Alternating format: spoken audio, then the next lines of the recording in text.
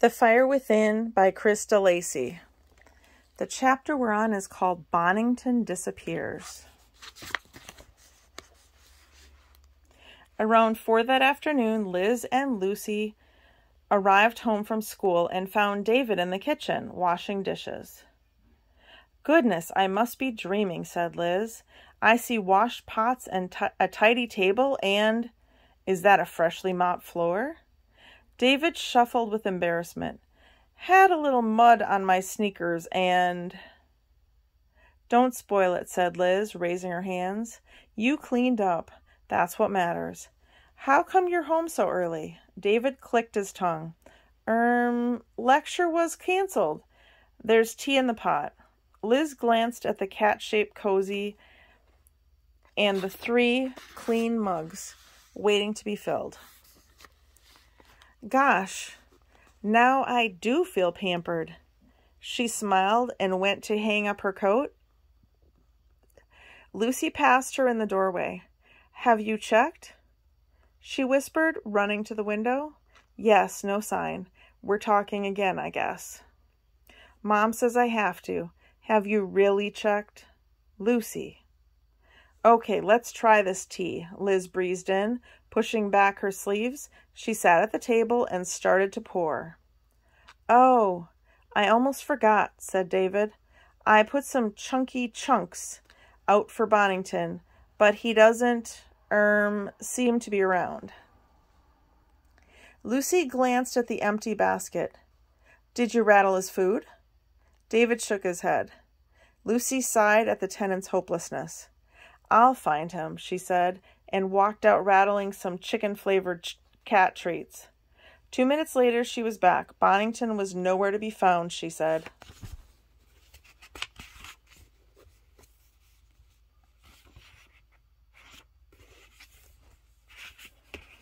"Did you check the kitchen closet?" asked Liz. "Twice," said Lucy. "Try the garden then." Lucy went out, rattling hard.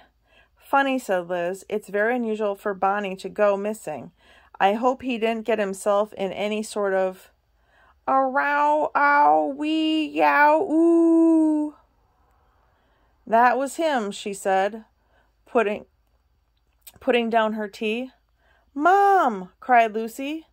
Liz dashed to the garden. David said a quick prayer and shot out after her. On the patio, Lucy explained what had happened. "I rattled the box and he yowled. Mom, listen." She shook the box again. "Yow, ooh, we are, oh." Liz twisted toward Mr. Bacon's garden. "That came from next door." gasped Lucy, nearly dropping the cat treats. You don't think..." Liz didn't want to hear. With a face like thunder, she set off at high speed for Henry's front door, Lucy and David close behind. As luck would have it, Henry had just arrived home from the library. He tipped his hat as Liz approached. "Henry, let me into your garden now." Liz pointed at the paneled gate. "Problem, Mrs. P?" "Bennington's in there. If he's stuck somewhere he shouldn't be, there's going to be trouble." Henry's face turned the color of an uncooked pancake. He jangled his keys and went into the house. He emerged seconds later from the kitchen door and slid the bolt on the garden gate. Liz and Lucy flashed down the path. Within seconds they heard a piercing scream. Every bird within a half-mile radius took to the air and flew for its life. Mr. Bacon gasped in horror. His trap was on the ground, turned over on its side. A furry face was peering through the mesh.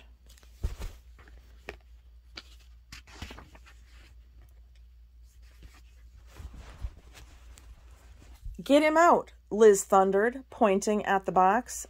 Henry raised a trembling hand to his mouth. "But it's impossible," he blustered. "That cat's too fat." "I beg your pardon?"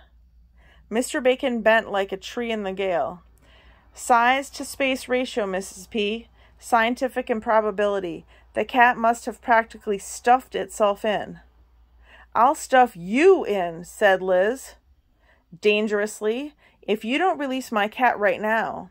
Henry hooked a finger under his collar. He crouched down slowly and reached for the door. Bonnington hissed and bared his fangs. Mr. Bacon drew back in alarm. Let me, said David, kneeling down. Bonnington's reaction was no less virulent. He took one look at David and spat like water in a pan of hot oil.